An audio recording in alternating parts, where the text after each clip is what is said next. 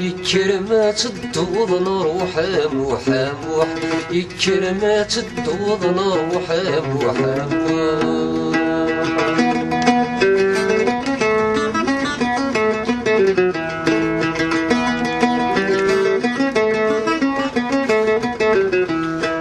اسمي كرا ضروح زغ صنطاس الولدين.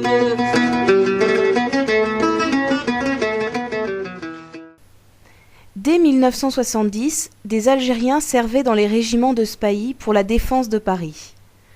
En 1905, viennent les premiers ouvriers.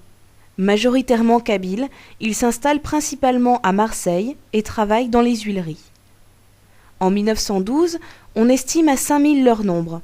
Ils sont employés essentiellement dans les usines et les mines du Nord-Pas-de-Calais et en région parisienne, à la raffinerie Say et à la construction du métropolitain.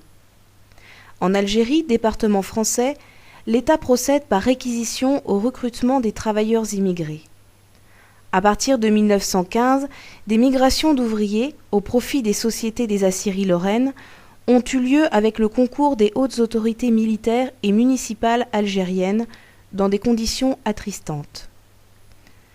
Durant la Grande Guerre, 14-18, les 132 000 ouvriers français musulmans d'Algérie, comme on les appelait alors, travaillent en remplacement des Français dans les fermes et les usines d'armement. À la fin du conflit, la majorité, souvent amenée de force, ont été renvoyés sans plus d'égard. Leur nombre passe alors à 36 300 en 1921. Venant de ma grande Kabylie, de la montagne de Djurdjura, de Beniani, arrivé à Loroui, ça a été tout autre, c'était autre chose, c'était plus la Kabylie, c'était Loroui, c'était la France. À ma surprise, quand je suis arrivée à la gare de Loroui, j'étais... je peux dire même que j'aurais fait demi-tour pour retourner dans la montagne, de là où je venais, à Beniani. Effectivement, à Beniani, là où j'étais, il y avait des écoles. On a été à l'école, on a appris le français. Donc je venais en France, pour moi c'était... Il ne devait pas y avoir des dépaysements, je devais me retrouver en France, comme si, bon c'est peut-être plus la montagne, mais c'était... Pour moi la France, c'était à peu près la même chose que de là où je suis née, de là où je venais. Et arrivé à Loroui, tous les murs étaient noirs. Et pour vraiment vous expliquer comment j'étais très surprise, quand je suis arrivée à Loroui, j'ai posé la question à mon mari qui m'accompagnait, avec la naïveté de ma jeunesse. J'ai posé la question, j'ai demandé comment ça se fait que les murs étaient tout noirs.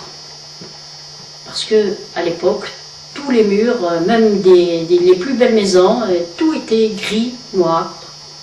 Et ça m'a un peu surpris, beaucoup même, en disant comment ça se fait que la France, ils ont des usines, ils ont des moyens, ils pouvaient mettre de la peinture un peu plus attrayante, un peu plus claire. Et comment ça se fait qu'ils n'ont pas peint leurs murs en blanc, par exemple. Et la réponse m'a surprise, et sur le coup j'étais naïf, et je l'ai même cru cette réponse.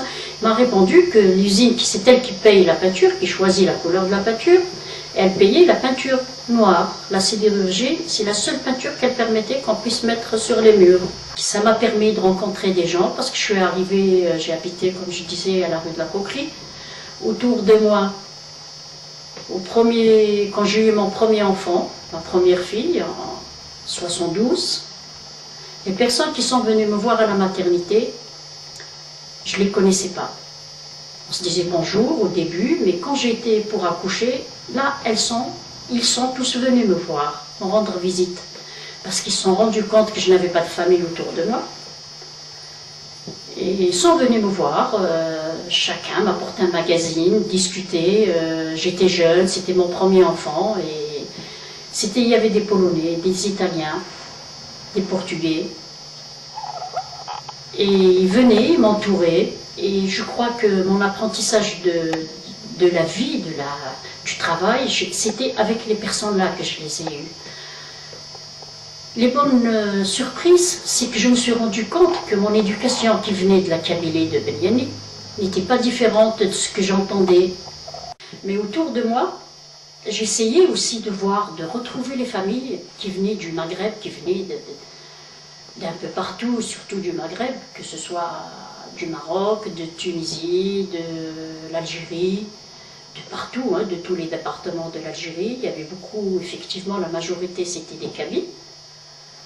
Et je voyais beaucoup, il y avait un foyer de célibataires du Maghreb. Il n'était pas loin de la rue de la Poquerie. Et je voyais un peu, en promenant surtout ma petite fille, mon bébé, je passais devant, en discutant avec les voisins, parce qu'effectivement autour de moi j'avais beaucoup d'Italiens. Et un peu plus loin, il y avait aussi ce foyer.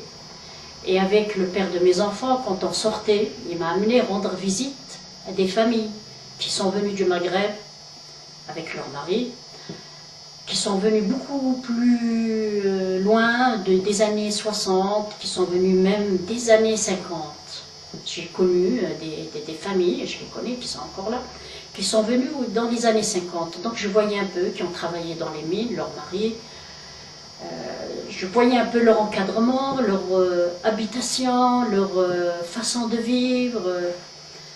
Moi, quand je suis arrivée, c'est pas le cas de tout le monde, quand je suis venue en France, c'était mon intention, ce que je n'ai pas pu faire sur Alger, étant donné que mon père en était parti habiter quelque temps sur Alger, travailler sur Alger. Et en tant que père kabyle, une fois que j'étais grande, il ne m'a même pas permis d'aller passer mon certificat d'études. Il fallait y aller dans une grande ville, et il ne l'a pas permis, donc je ne l'ai pas passé. Alors